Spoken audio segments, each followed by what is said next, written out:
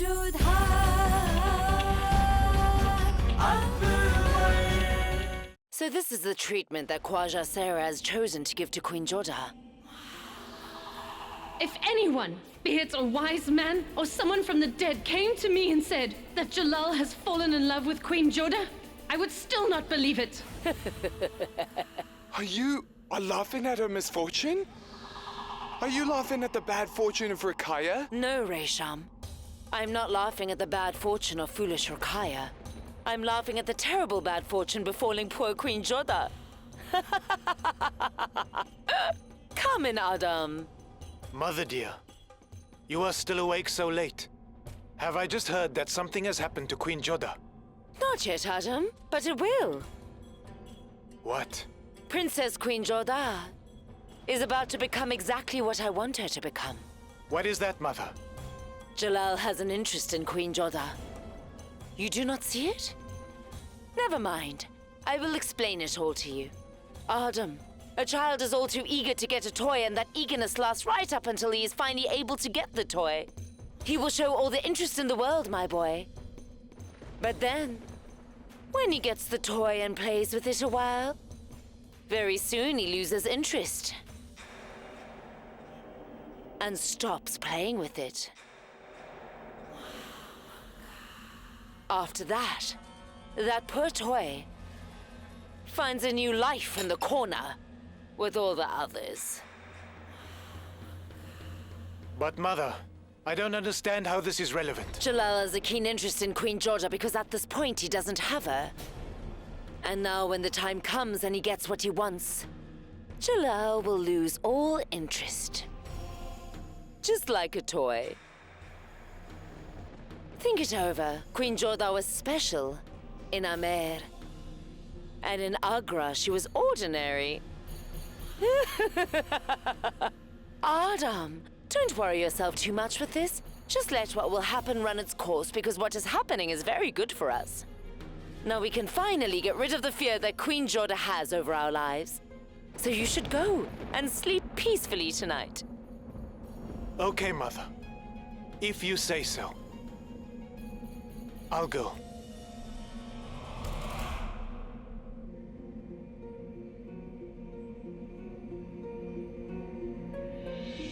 The medicine will have no further effect.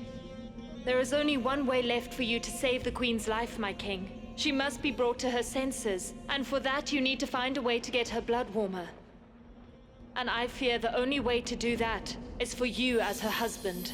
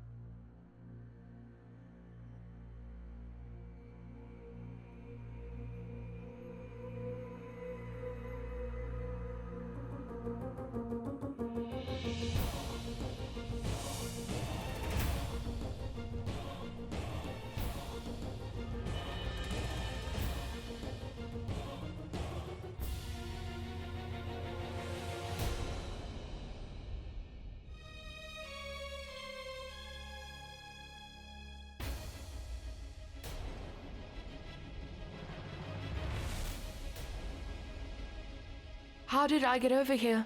Who else other than I would dare to bring you here?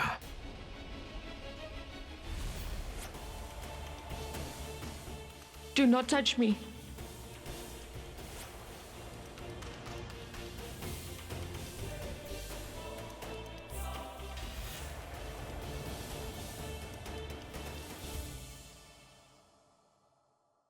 Give her medication.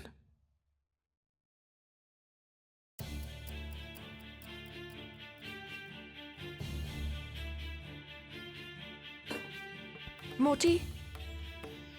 Please will you tell me the truth? Nothing bad happened to me last night, did it? I see. You want me to say exactly what happened between you and the king last night? Okay, I will tell you what happened. I will tell you what happened, Queen Jodha. In actual fact, last night you became the lawful and rightful wife of King Jalal.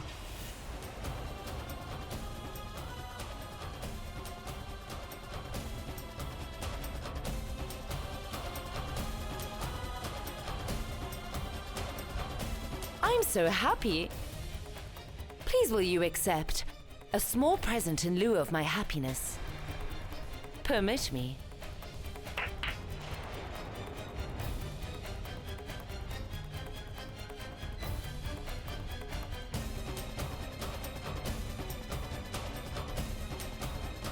I am very happy for you, Queen Jodha. At least now the king will show considerably less interest in you. You should rest now. You need it.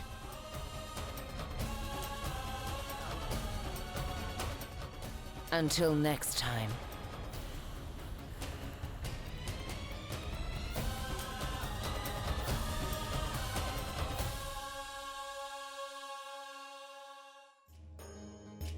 It is good fortune, my king, that the sky is clear. The storm is past now. The road ahead is clear. Say the word. When do you want to leave?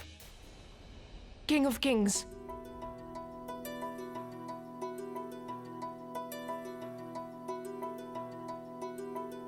Queen Jodha, you are unwell. You should not have come out like this. May I speak with you in private?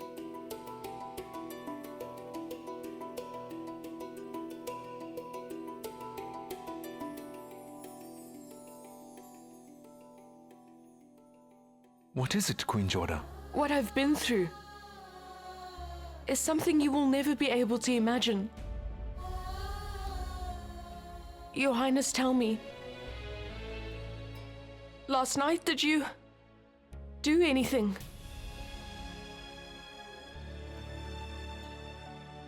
Queen Jodha, you can think it as either necessity or helplessness, but I had to do it.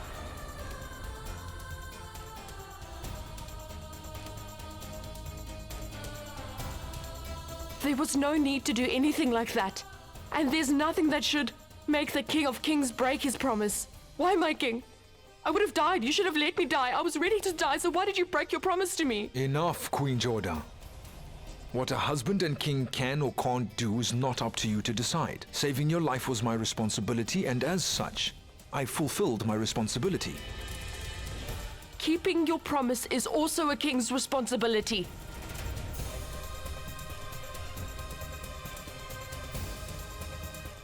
Please just tell me that you didn't do anything. I had resigned myself to my impending fate, but what I cannot bear is if you went back on your word and did what I so desperately pleaded you not to. Queen Jodha, I'm the King of Kings. I can do whatever I want without permission, and what I did was necessary. I said and did exactly as I please, and if I had the chance, I'd do it over, and no one would dare stop me.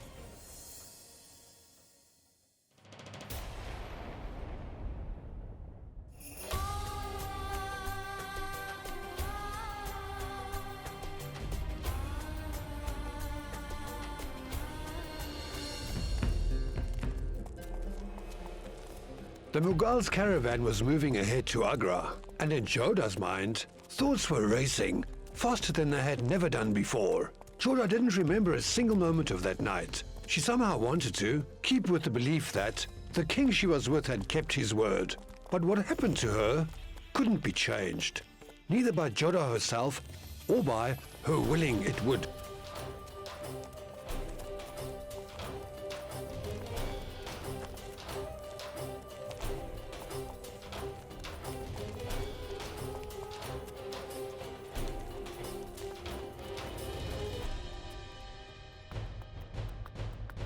A messenger who had come from Agra unfortunately lost his way. Because of this, he couldn't catch up with the Mughal caravan. What was the important message he carried that was meant for Jalal from Agra? Jalal would find out about this incident after reaching Agra.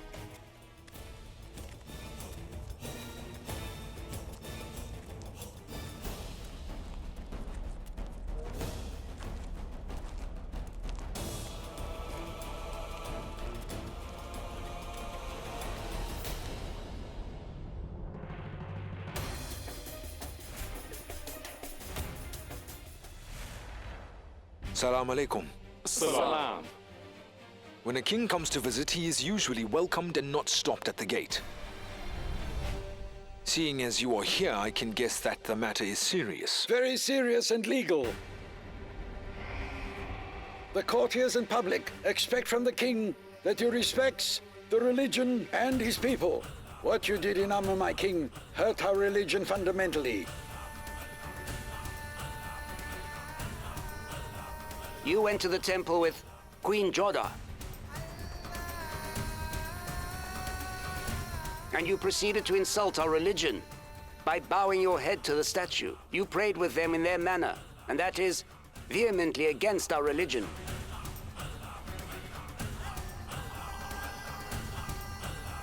We know that the king is the head of the kingdom, but our religion trumps everything. The king should respect his own religion and abide by it as well. A king's duty is also to uphold religion, to be the hand of God. If the king himself does something that our faith and our religion expressly forbids, then a king doesn't have the right to sit on the throne.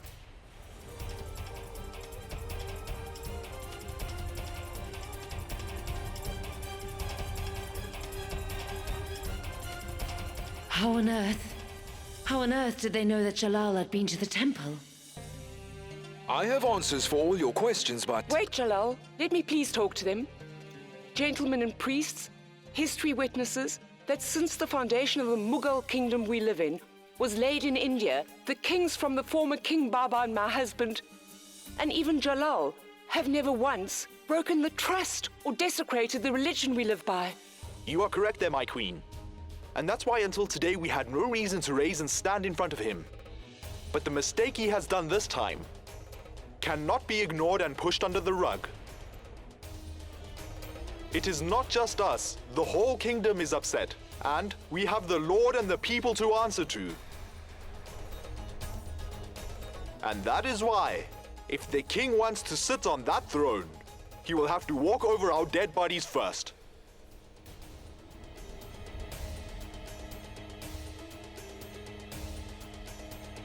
Yes. As long as we're alive, Jalaluddin Muhammad will not sit on the throne of the Mughal Empire.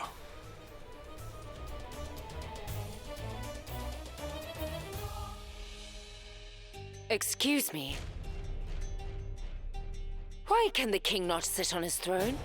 I would like to ask you, who here will stop the king from taking his rightful seat? Madam Maham Anga, how dare you speak? You don't have the right to interfere. I do. I have all the rights. And no, the religion you claim to follow so faithfully, I follow the same as you. So I have the rights to speak my opinions as I see fit. You are all learned people, all scholars, superiors, and priests. You are not meant to be so short-sighted. You should lead the way for the king and the subjects, and not harass your king out in the streets. Your job is to follow the traditions, yes, but not to revolt. What you have done, stopping the king in his tracks, is telling everyone in the city that you do not believe in his birthrights.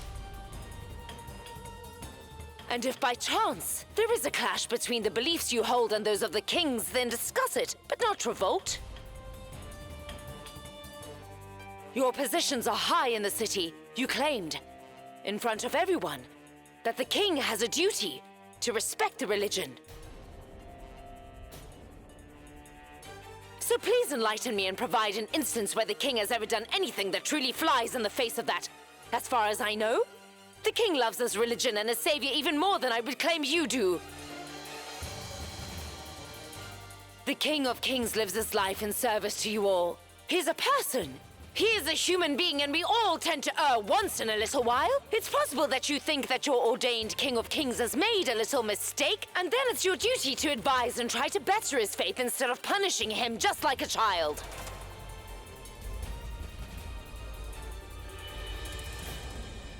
By being so pathetically stubborn and punitive and dumb, all you are doing is making the king and his subjects take a step back from your guidance, and that does not do wonders for you. Do you understand me? I think you may have forgotten. So then let me remind you all, the king is the reason we exist. The Mughal kingdom is not based on the religions found in this native land. It's the king and his fathers who brought here our religion from all across the world.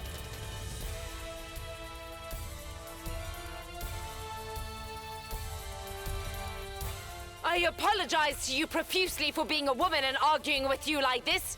I can only hope that I am forgiven. But as Vice President of the Mughal Kingdom, if I did not raise my voice in defense of the king, then I know for a fact I would end up burning for eternity. Gentlemen, you are scholars of the religion. However, you do not have the right to stop the king in his tracks. Every path leads from religion. You should know that, Shamsuddin. What Maham Anga told us was all very correct. King of Kings, your duty is to the people. And today, all the people are with us. And we as a people rise up and demand answers. And until then, he will not sit on the throne.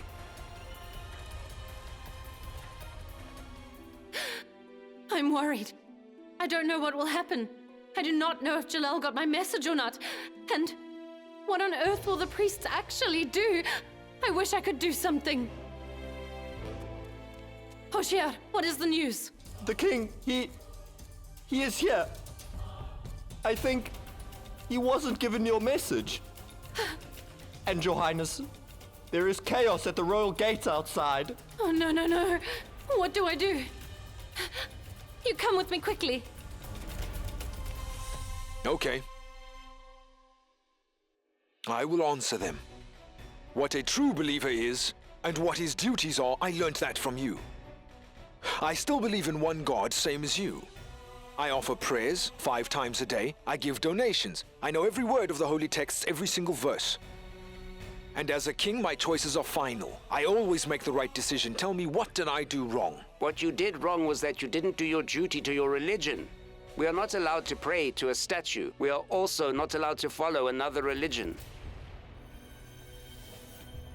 And that is what you did. Going to the temple was wrong. Bowing your head to the statue was wrong too.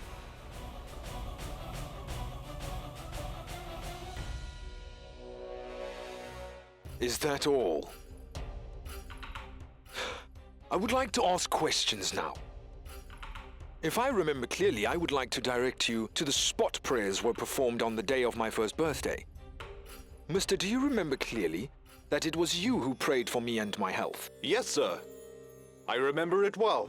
I prayed for your good health, and I was proud to do so. Then please will you recall where exactly that was? Umarkot. Do you remember exactly where in Umarkot you prayed? On my first birthday? In the temple. So I had already bowed my head in the temple.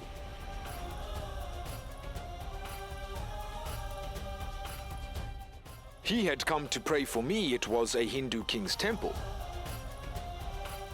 If this is a wrong, then I would suggest that the fault does not solely rest with me. It began with you long ago. Listen, religion is not based on where you pray. It resides deep in your heart. And I am the same religion as I was. I am full of devotion to our religion and tradition. The only problem is that you stubbornly refuse to see that.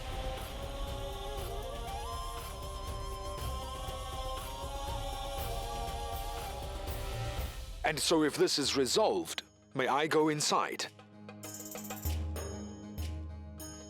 Your heart is clean.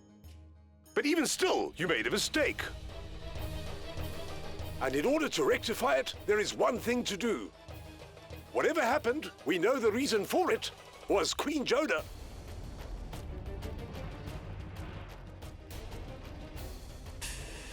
You can't go and she can't. And to rectify the mistake, you have to convert your new wife to our true religion. It's the only way.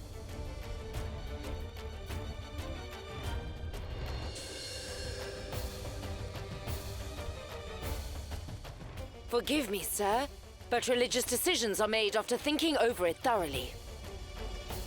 And though this is a good and noble conversion, it is not the right place or the right time.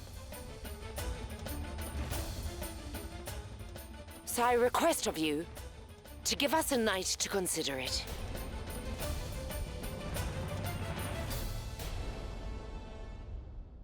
I agree with you. I'll give my decision in the courtroom tomorrow. I would like you all to be present there.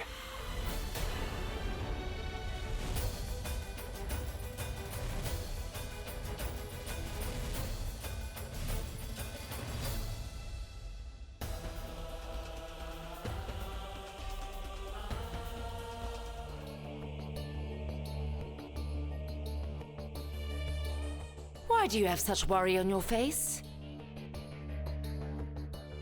You have created utter chaos. This was the perfect chance. All the priests and the scholars, even the people, were against him. Jalal's crown could have been snatched from him, Mother. And my dream would have finally come true, Mother.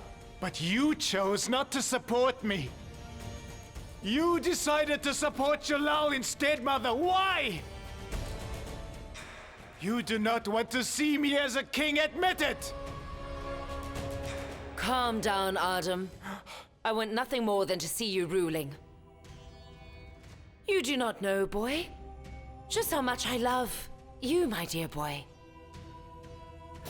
But do not forget that I love Jalal like a son as well. Yes, it has and always will be my dream that you take over the throne of the great Mughal kingdom. But to turn this pipe dream into an actual reality, I do not plan to dethrone Jalal from his seat in such a disrespectful manner, Adam. You may want to forget this, but I will never forget that it is only because of Jalal that either of us are here. You are Commander-in-Chief and I am the Vice President, and that is all because of Jalal's decision. So without Jalal right now, we are nothing but a spiteful uppity soldier and an old nursemaid. And what guarantee do you have, Adam, that the priests and scholars would crown you the king after they kicked Jalal off his throne forcefully? No, Adam. You keep on dreaming of becoming a king in that way.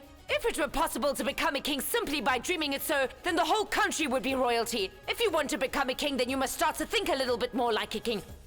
Do something so amazing that even I, your mother, would say out loud that yes, my son is much more worthy of the throne than Jalal is. The fact is that you are a heavy ball of anger. If you were to fall, you would shatter into 1,000 pieces. You are not worthy of the— Mother!